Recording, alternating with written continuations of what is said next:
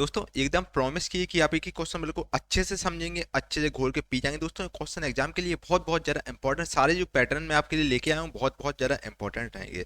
तो वीडियो को शुरू से लेकर एंड तक जरूर देखिएगा। भाई ये क्वेश्चन एग्जाम में पाँच पाँच छः छः बार क्वेश्चन पूछेंगे, बार बार रिपीट हुए हैं। ठीक है, फर्स्ट वाला दोस्तों क्वेश्चन आपके सामने ये रहा, देखो भाई मेरे भाई। फर्स्ट वाला क्वेश्चन है, निम्नलिखित के लिए उपयुक्त बेन आरेख चुनिए। दोस्तों हर क्वेश्चन का आंसर देने के लिए मैं आपको 5 सेकंड का टाइम दूंगा, इसका आंसर मुझे कमेंट बॉक्स में दीजिएगा भाई। ठीक है, और आपको बताना है आखिर में से बेन आरेख किस प्रकार से बेन आरेख होगा। ठीक है, और लास्ट में उसमें जरूर बताइए आपके 10 में से कितने क्वेश्चन सही है। देखो पेन है, एक तरफ पेन है, कंप्यूटर है और पेपर है। पेन, कंप्यूटर और पेपर है मेरे भाई। अब आपको बताना है पेन, कंप्यूटर और पेपर कैसा होगा, किस प्रकार से बनेगा। देखो एक तरफ हो गया पेन, आपका हो गया, ये हो गया पेन। पेन अलग होता है, कंप्यूटर अलग होता है मेरे भाई, और पेपर अलग होता है। ठीक है ना। तो इस प्रकार ऑप्शन नंबर डी आपका राइट आंसर हो जाएगा, इसको टिक कर लीजिए। पेन हो गया, ये पेपर हो गया, ये कंप्यूटर हो गया। ठीक है भाई, तो इस प्रकार ऑप्शन नंबर डी आपका राइट आंसर हो जाएगा। किसी कूट भाषा, एक कोडिंग डिकोडिंग का क्वेश्चन है। किसी कूट भाषा में कीन को PVVM के रूप में लिखा जाता है, उसी भाषा को पील के लिए कोड क्या होगा, बताइए। बताइए भाई फटाफट से। देखो कीन है, कीन को हम लोग बेसिकली PVVM के रूप में लिखते हैं। उसी प्रकार साथियों पील का क्या होगा।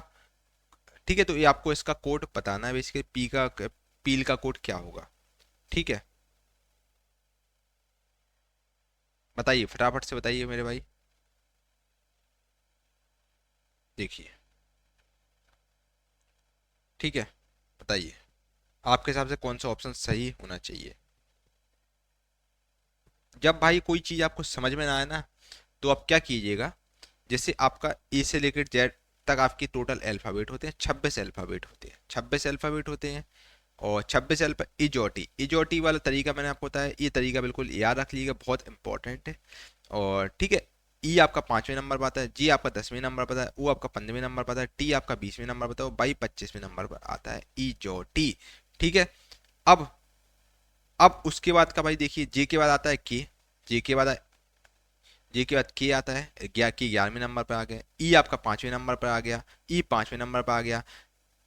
एन आता है आपका साथियों, जे के एल एम एन ओ।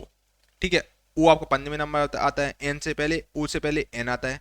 ठीक है, तो एन आएगा, ओ आएगा, एन आएगा आपका 14वें नंबर पर आएगा।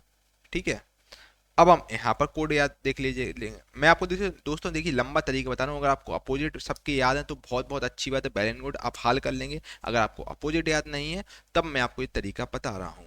ये चूंकि सवाल अपोजिट वाला सिनारियो, के का अपोजिट पी है। ठीक है, उसी प्रकार ई का अपोजिट भी होता है, ई भी अपोजिट होता है, एन का अपोजिट एम होता है। और अब मैं अगर आपसे पी की बात करूं, देखो अपोजिट का सिनारियो क्या, अब देखो पी है, जैसे ही हमने पी निकाला, आपको इतना लंबा प्रोसेस नहीं भी करेंगे तो चल जाएगा। आपको आप 11 लिखिएगा, फिर पी कर लीजिएगा, ताकि मुझे पैटर्न पता लग जाए कि पैटर्न इसमें क्या हो रहा है। ठीक है, ओ के बाद आता है पी, ओ के बाद आता है पी, आपका हो गया पी आ गया, पी आपका 16वें नंबर पर आता है। ठीक है मेरे भाई, आपका पी आ गया 16वें नंबर पर। अब मैं अगर भी की बात करूं, अगर 11 और 16 यानी 5 का डिफरेंस लगा, मैं ई और भी की बात करूं, ई और भी का बच्चा मैं कंपेरिजन करूं, ठीक है, तो क्या होगा। तो टी के बाद आता है टी यू भी आपको कितने नंबर पर, 22 नंबर पर भी आता है। तो इस प्रकार भाई से आप चीज़ें कर सकते हैं। ठीक है, और मैं आपको बार बार सजेस्ट करूंगा, आप जब एग्जाम देने जाएं तो अगर आपको ए से लेकर जेड तक अल्फाबेट में चीज़ें याद नहीं हो रही कि मतलब टी कितने नंबर पर, एफ कितने नंबर पर, जी कितने नंबर पर, तो आप एक एक से लेके ए से लेकर जेड तक अल्फाबेट कर लीजिए, E1 B2 C3 D4 E5, ऐसे आप करके रफ पेपर पे लास्ट में लिख लीजिएगा। ठीक है, इससे आपके भाई जब क्वेश्चन रीजनिंग के 5-6 क्वेश्चन इजीली सॉल्व हो जाएंगे। ठीक है, इसमें आपका टाइम भी वेस्ट नहीं होगा, क्वेश्चन गलत भी नहीं होंगे। अब आप यहाँ पर देखिए, अगर मैं सोचूं 11 और 16 की 5 का डिफरेंस है, तो 5 का डिफरेंस वाला पैटर्न मैं लगाऊं। अब मैं यहाँ पर भी देख रहा हूँ भाई 5 का डिफरेंस हो रहा है ना। 5 का डिफरेंस होना चाहिए, लेकिन यहाँ 5 का डिफरेंस नहीं हुआ, यहाँ पर तो भाई पूरा पूरा 18 का डिफरेंस हो रहा है। अब मैं भी की बात करूँ, यहाँ पर भी 18 का डिफरेंस हुआ, तो ये तो भाई पैटर्न 5 वाला तो कोई चलेगा नहीं। अब एन और एम की बात करूँ तो यहाँ पर 13 आ जा रहा है। तो मेरे भाई आपके दिमाग में आ रहा होगा कि सर क्यों ना यहाँ पर हम अपोजिट वाला सिनारियो लगा दें। 11 का अपोजिट 16 होता है। भाई अपोजिट कैसा होता है बच्चा, अपोजिट जब निकालना होता है 27 में से हम ये वाला माइनस कर लेते हैं 11। ठीक है, 27 में से 11 माइनस किया कितना हो गया, 16 हो गया। उसी प्रकार 27 में से 5 माइनस किया तो 22 हो गया। मतलब ये भाई ओ माय गॉड ये सब अपोजिट है बच्चा, ये अपोजिट है, आपका विपरीत है। ए इसका विपरीत है, ए इसका विपरीत है, ए इसका विपरीत है और ए इसका विपरीत है, अपोजिट है। ठीक है, 27 माइनस 13 कितना होता है मेरे भाई, 14 होता है। ठीक है, 14 होता है। तो यह आपका आ गया 27 में 14 गया 13 होगा। तो एक दूसरे के विपरीत हैं, तो यहाँ अपोजिट वाला सिनारियो लग रहा है। उसी प्रकार भाई अब हम यहाँ पर कर लेंगे पील, पील में भी यही कर लेंगे। देखो पील,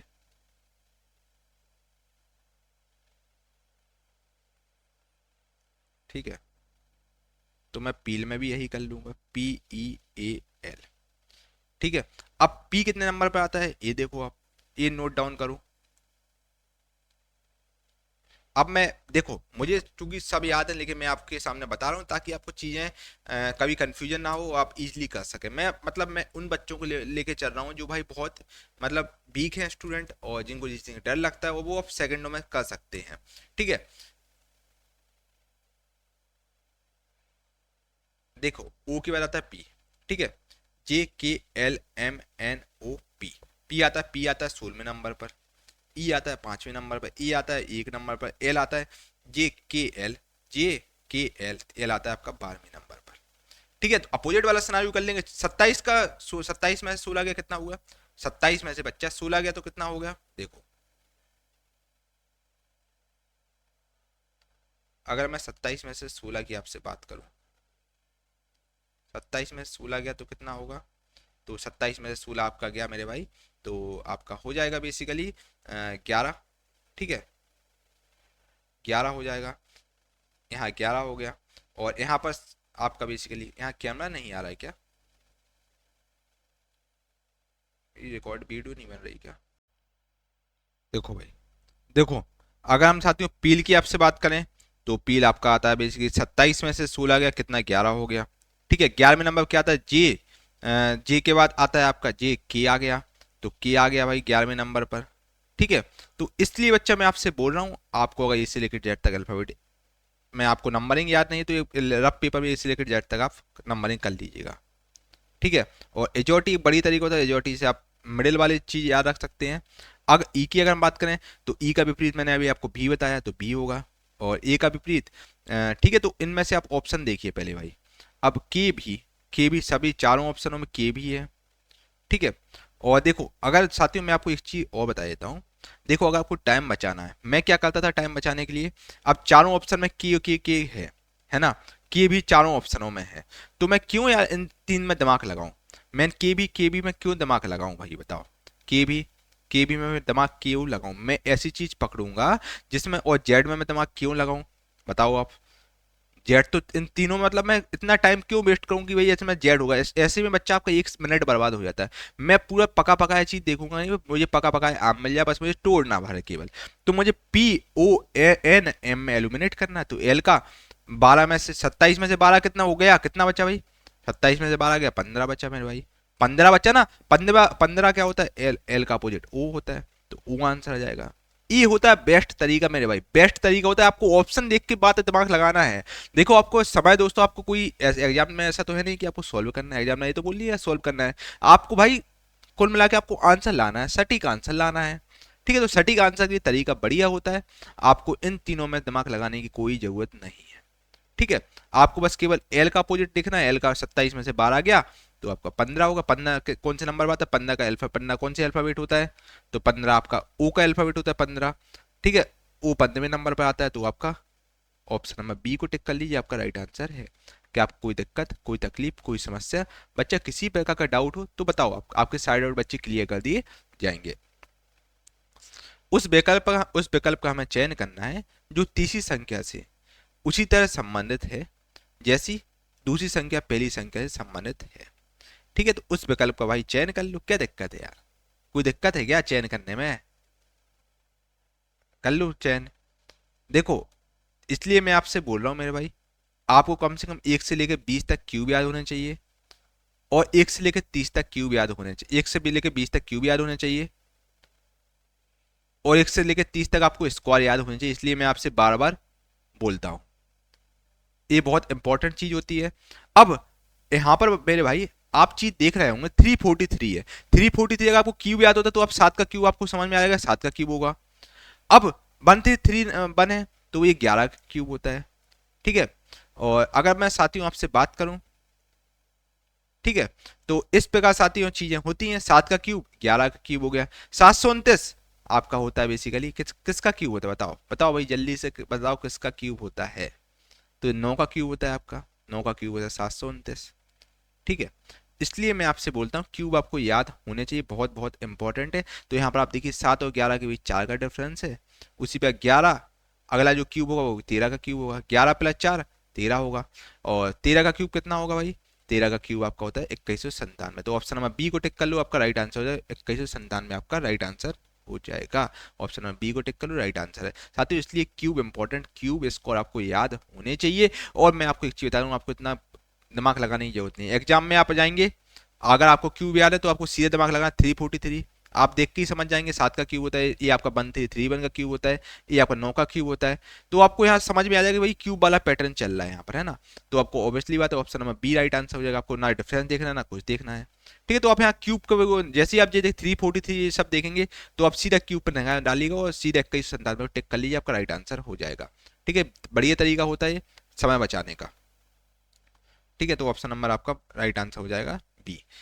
अगर यहाँ चारों जगह क्यूब होते, अगर चारों जगह यहाँ पर क्यूब है तब आपको यहाँ डिफरेंस निकालना होता, ठीक है। यहाँ पर चूंकि चारों जगह क्यूब नहीं है तो डिफरेंस निकालने की आपको जरूरत ही क्या है। निम्नलिखित श्रेणी में प्रश्न चिन्ह को कौन सा विकल्प प्रतिस्थापित करता है, ठीक है। बताइए भाई आखिर इनमें से कौन सा जो चिन्ह है वो प्रतिस्थापित करता है, जल्दी से बताओ आपके हिसाब से कौन सा ऑप्शन होगा सही, बताओ मेरे भाई। मैं अभी कमेंट देख रहा हूँ भाई मेरे, जल्दी से बताओ आखिर में से कौन सा ऑप्शन सही होगा। क्वेश्चन कौन सा है ये बताओ, आपके एक बार क्वेश्चन पॉइंट आउट कर देता हूँ। ये दूसरा क्वेश्चन है आपका, तीसरा हो गया ये फोर्थ वाला क्वेश्चन हो गया आपका, ठीक है। इनमें से कौन सा विकल्प आपका प्रतिस्थापित करेगा। तो देखो ये वाला आपका जो बिंदी है, ये आपकी बिंदी फिर यहाँ पहुंच जा रही है, ठीक है, यहाँ पहुंच गई।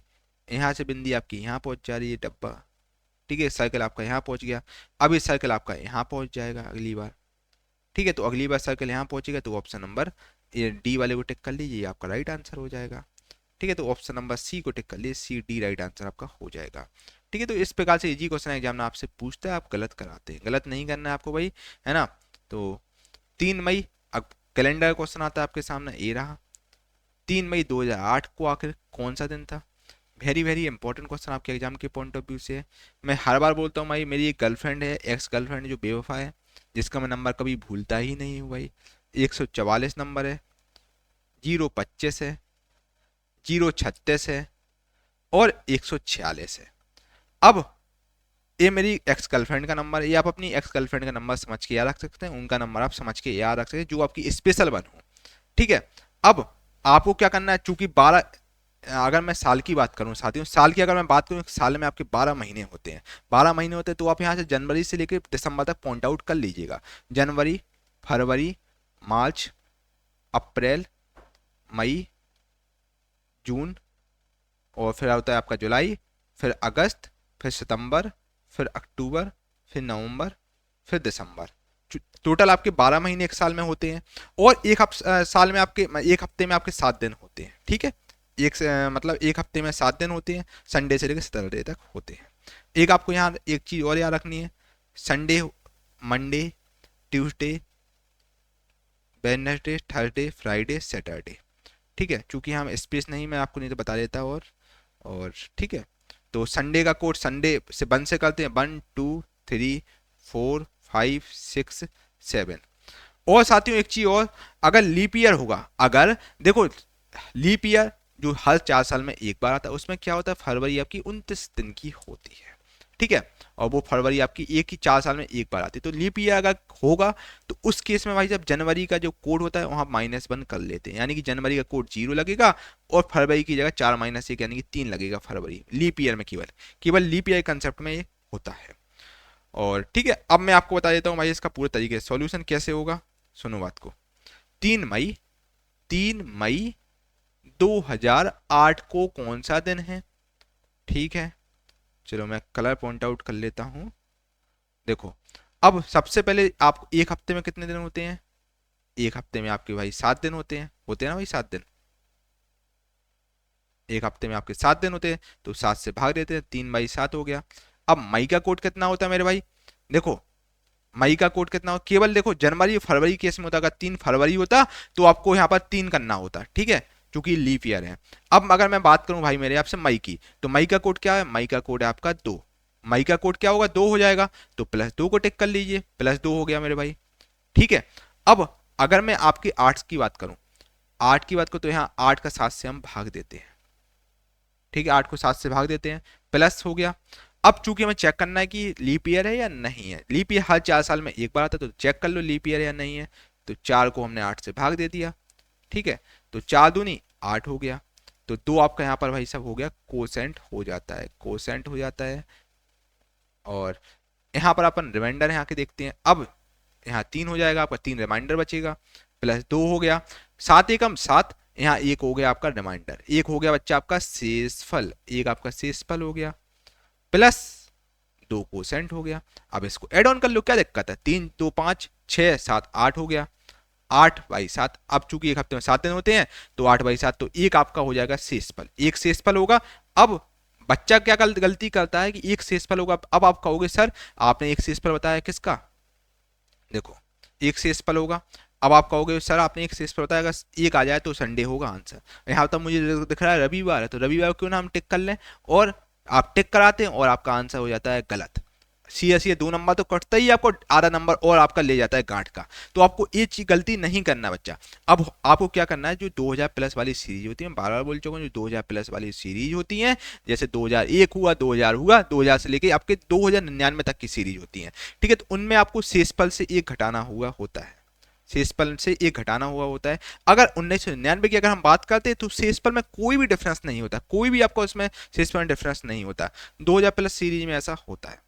अब यहां से हमें शेषफल से घटा लो, एक में से एक गया, जीरो होगा, जीरो क्या होता है, जीरो कोड होता है शनिवार का, भी जस्ट मैंने आपको बताया शनिवार, तो शनिवार को टिक कर लो, आपका राइट आंसर हो जाएगा, ठीक है, शनिवार का कोड होता है आपका 0, ठीक है।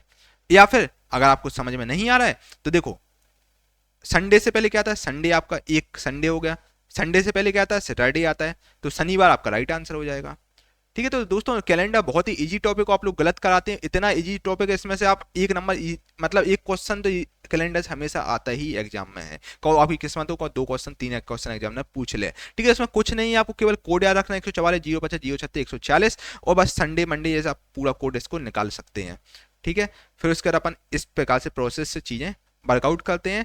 अब आपको तरीका क्या होता है, मान लो आपकी डेट ऑफ बर्थ 2001 है, ठीक है, अब आपको अपनी मैडम की चेक करना है कि आखिर वो कौन से दिन हुई थी, या आपको अपने बॉयफ्रेंड की चेक करना है, तो आप ऐसे चेक कीजिएगा, इसमें आप चीज़ें बिना कैलेंडर उठाएं, बिना मोबाइल कैलेंडर उठाएं आप चीज़ें कर सकते हैं, और कभी आप नहीं भूलेंगे। अपने पापा मम्मी की डेट ऑफ बर्थ चेक कीजिए, पापा मम्मी की आपकी 1900 की में होगी, तो आपको यहाँ शेषफल में कुछ भी चेंजेस नहीं होगा, आपको यहाँ शेषफल से -1 नहीं करना होगा, ठीक है। वहाँ शेषफल जो भी आपका मान लो ए आया शेषफल, वही आपका आंसर हो जाएगा, यानी कि एक, यानी कि संडे हो जाएगा कि 1998 कुछ होता, ठीक है। तो ऐसे आपका यहाँ पर चीज़ें चलती हैं, ठीक है। अगर अगर आपका बेसिकली ये सब अगर मैं बात करूँ 1900, आपका 1900 सन की होती तो अलग बात होती चीज़ें, ठीक है। तो शेषफल से आपको कुछ नहीं होना है, ठीक है भाई। तो इस प्रकार से आपका राइट आंसर हो जाएगा शनिवार, ऑप्शन नंबर सी, शनिवार को टिक कर लो, आपका राइट आंसर है, ठीक है। मेरे प्यारे दोस्तों, क्वेश्चन आपके सामने ये रहा, देखो भाई, ये आपका दोस्तों है, आपका बेसिकली 6वां क्वेश्चन है, 6 वाला क्वेश्चन आपके सामने है यार, ये रहा, दिए गए विकल्पों में से असंगत को चुनना है, आपको ऑड वन को चुनना है भाई, असंगत इनमें से कौन सा होगा चुनना है। आपको इसके लिए 5 सेकंड का टाइम दिया जाता है मेरे भाई, जल्दी से अपना उत्तर कमेंट बॉक्स में दीजिएगा भाई, इनमें से आपका असंगत कौन सा होगा, यानी कि सबसे अलग कौन सा होगा, इसमें आपको भाई पैटर्न फाइंड आउट करना, मतलब कि आखिर कौन सा होगा, ठीक है। तो इन चारों ऑप्शन में से कौन सा सही होगा, क्लासिफिकेशन का बेसिकली सवाल है, वर्गीकरण का सवाल है, इंपॉर्टेंट एग्जाम में 1 से 2 बार एग्जामिनर क्वेश्चन पूछ चुका है, तो बताओ भाई। चलिए चलिए इसका मैं आपको बता देता हूँ भाई, इस प्रकार से चीज़ें होती हैं, जैसे सॉल्यूशन करके मैं बता देता हूँ आपको। दोस्तों देखिए, इसका राइट आंसर आपका ऑप्शन नंबर डी हो जाएगा, ORT इसका आंसर हो जाएगा। कैसे होगा ये सुनना बात को, आपके ऑप्शन में भी PUS है, उसी का TYW है, LQO है और ORT है, ठीक है। तो P और U के बीच +5 का डिफरेंस है भाई, P देखो मैं आपसे बार बार बोलता हूँ भाई, आपको एजोटी एजोटी आपको भाई बिल्कुल तरीका याद रखना है, 5, 10, 15, 20, 25, ठीक है, ये आपका पूरा तरीका है।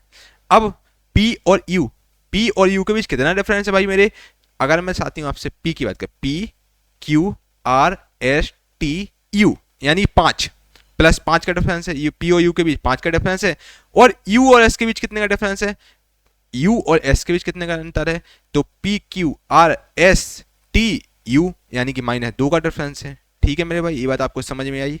उसी प्रकार हम टी और वाई की बात करते हैं, तो ऑप्शन नंबर बी की ओर चलते हैं। ऑप्शन नंबर बी, टी और वाई के बीच +5 का डिफरेंस है, और बाई और डब्ल्यू के बीच डब्ल्यू एक्स वाई यानी कि -2 का डिफरेंस है।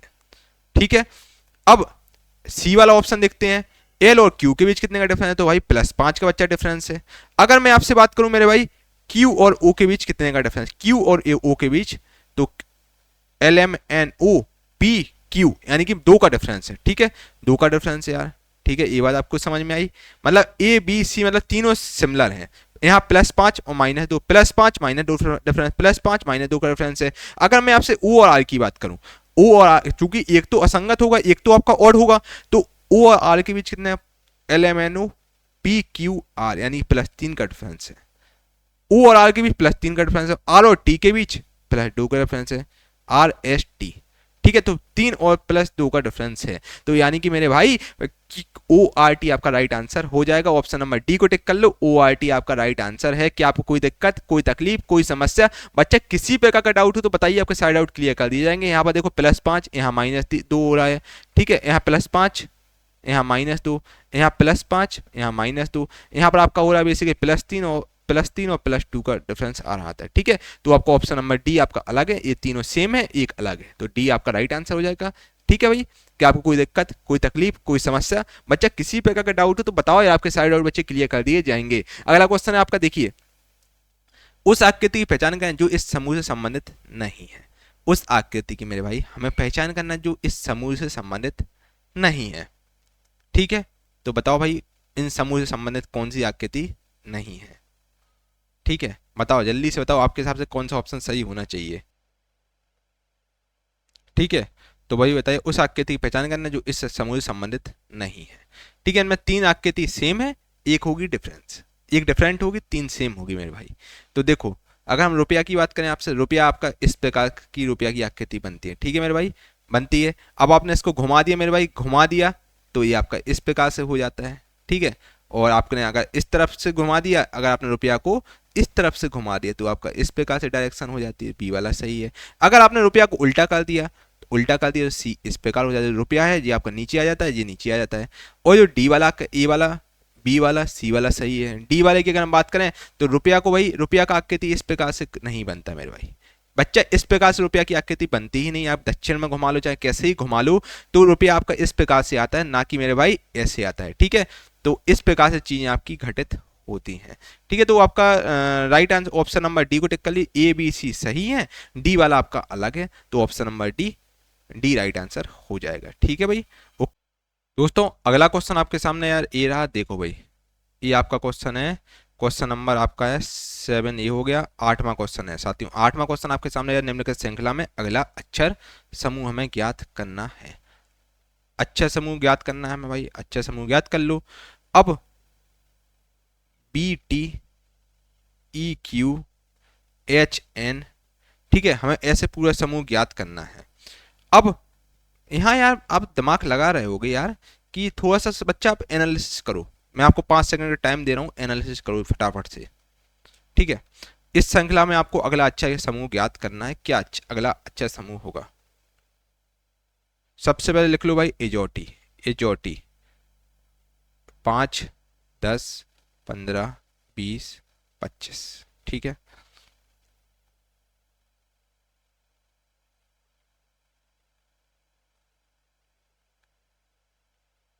देखो यहाँ पर आप बच्चे दिमाग लगा रहे होंगे, आई होप कि आपके सब आंसर सही आ गए होंगे।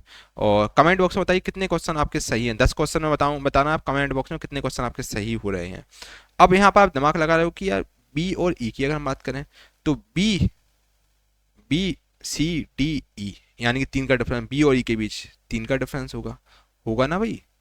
और यहाँ आप एक चीज और देख रहे होंगे, टी और क्यू के बीच कितने का डिफरेंस है।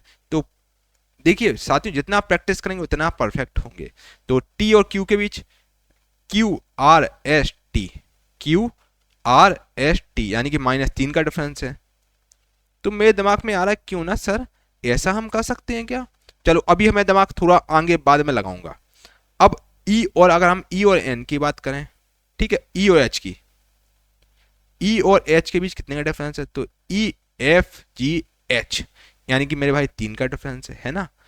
ओ और एन की बात करें तो ओ और एन के बीच -3 का डिफरेंस होना चाहिए। अगर -3 का डिफरेंस हुआ तो आगे आपका यही पैटर्न चलेगा। तो ओ और एन के बीच बच्चा कितने का हुआ, NMNO। देखिए बात को सुनना, बात को ये आपका बेसिकली ओ है क्यू है, एक सेकंड एक सेकंड, क्यू है, सॉरी मैं कंफ्यूज हो गया था थोड़ा साथियों। यहाँ पर आपका वही मैं सोचूं ये क्या हो रहा है अंतर। देखिए यहाँ आपका ये हो गया, ठीक है। तो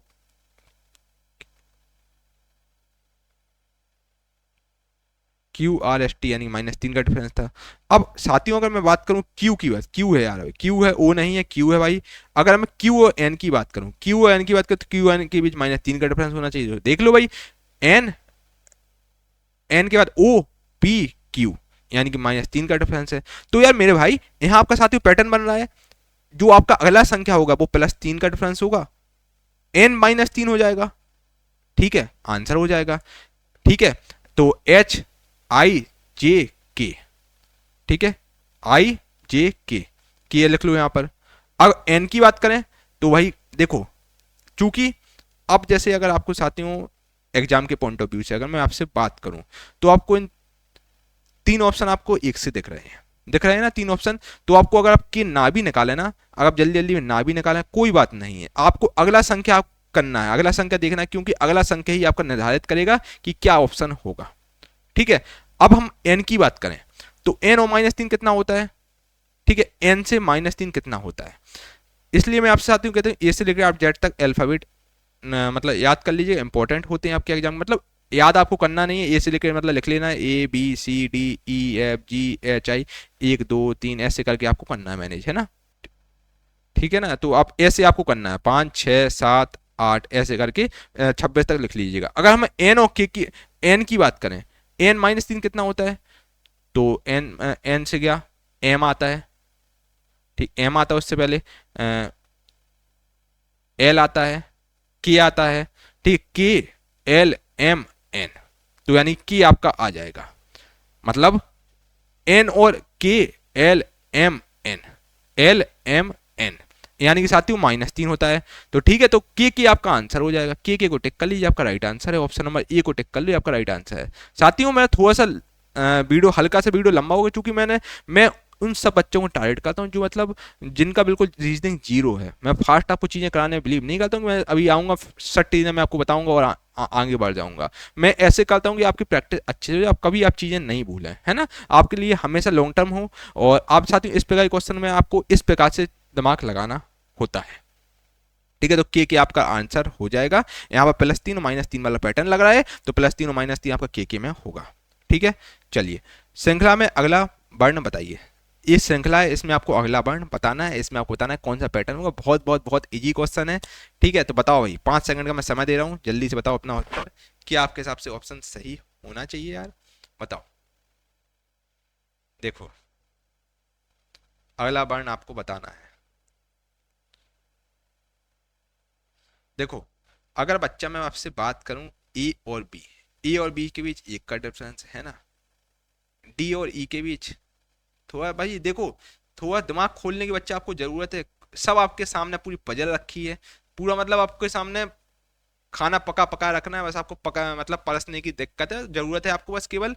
और कितनी सीटी, मान लो चावल किसी ने डाल दिया, अब बस आपको ये दिमाग लगाना है कितनी सीटी लगाना है हमें, है ना। 3 सीटी में उठाना है चावल, 4 सीटी में उठाना है, 5 सीटी में उठाना है, ये आपके ऊपर निर्भर करता है। आपको 8 10 सीटी में उठाना है, ये सब आपके ऊपर निर्भर करता है। तो ठीक है, तो आपको साथियों ये सब चीज़ें होती हैं, पूरी आपके सामने सब पूरी रेसिपी बनी बनाई है, बस आपको केवल परोसना है, अपनी थाली में परोसना है बस केवल। अब ई और बी के भी देखो 2 नंबर का क्वेश्चन आता है एग्जाम में, बहुत इंपॉर्टेंट, एसएससी रेलवे में कई कई एग्जाम में क्वेश्चन पूछा जा चुका है। ई और बी के बीच एक का डिफरेंस है, डी के बाद ई आता है, अब यहाँ बी के बाद सी आता है, देख रहे हो ना आप बात, ई के बाद एफ आता है, एफ आ रहा है प्लस एक, ई प्लस एक एफ होता है, सी के बाद डी आता है, ठीक है। मतलब कुल मिला के अगली संख्या प्लस कर देते हैं, अगली संख्या से प्लस कर देते हैं, अगली संख्या से प्लस कर देते हैं, तो एफ प्लस एक कितना होगा, एफ प्लस कितना होगा, एफ जी होता है, ठीक है, ई एफ जी होता है, तो ऑप्शन नंबर डी जी को टिक कर लीजिए, आपका राइट आंसर है। समझे बात को, क्या तो कोई दिक्कत, कोई तकलीफ, कोई समस्या, बच्चा किसी प्रकार का डाउट हो तो बताओ यार, इतने सरल सरल सवाल हैं, आप लोग गलत कराते हैं यार, कुछ पैटर्न नहीं है, प्लस एक हो रहा है बस, यहाँ पर यहाँ प्लस एक, इसका प्लस एक, इसका प्लस एक, इसका प्लस एक, इसका प्लस एक और इसका प्लस एक, आंसर हो जाएगा, तो जी आपका आंसर हो जाएगा। ठीक है, समझे हो बात को, कोई दिक्कत है भाई, बताओ भाई, मैं आपको कमेंट का पूरा देख रहा हूँ यार, कोई भी दिक्कत हो तो बताना। ये आपका है, आपका 10वां क्वेश्चन, आज का आखिरी सवाल है। 4u 6b 10w 16x, यहाँ पर भी वही पैटर्न फॉलो आउट होना है, क्या परेशानी है यार। u के बाद v आता है, v के बाद w आता है, w के बाद x आता है, w x के बाद y आता है, तो बस हो गया खेल। इतनी तो सरल बात है, आप लोग गलत कराते हैं। तो बाई किस में है, बाई आपका 24 बाई में, तो ऑप्शन नंबर डी 24 बाई को टिक कर लीजिए, आपका राइट आंसर हो जाएगा। ठीक है, चलो भाई, आई होप कि दोस्तों मैंने आपसे 10 क्वेश्चन पूछे, 10 में आपके कितने क्वेश्चन सही हैं कमेंट करके आपको जरूर बताना है भाई, मेरे कमेंट करके जरूर बताना है कितने सही हैं, और बाकी वीडियो को लाइक जरूर करना। और मैं आपसे अभी एक क्वेश्चन पूछूंगा, इसका आंसर मुझे कमेंट बॉक्स में दीजिएगा। निम्न चित्र में पंचभुजों की गणना कीजिए। ये बहुत बहुत बहुत इंपॉर्टेंट क्वेश्चन है, एसएससी रेलवे 2018 में क्वेश्चन पूछा गया और कई एग्जाम में क्वेश्चन पूछा गया, यूपी की एग्जाम में कई बार पूछा जा चुका है। तो आपको इसमें भुजों की गणना करना है, आगे आपके हिसाब से कौन सा ऑप्शन सही होगा वो कमेंट करके बताना है, मैं आपको हार्ट दूंगा भाई। और ठीक है, आपको 10 क्वेश्चन में से कितने क्वेश्चन सही है आपको कमेंट करके बताना है। देखते हैं कौन कितने दूर कौन कितने पानी में, इसका आंसर तो आपको जरूर देना है भाई मेरे।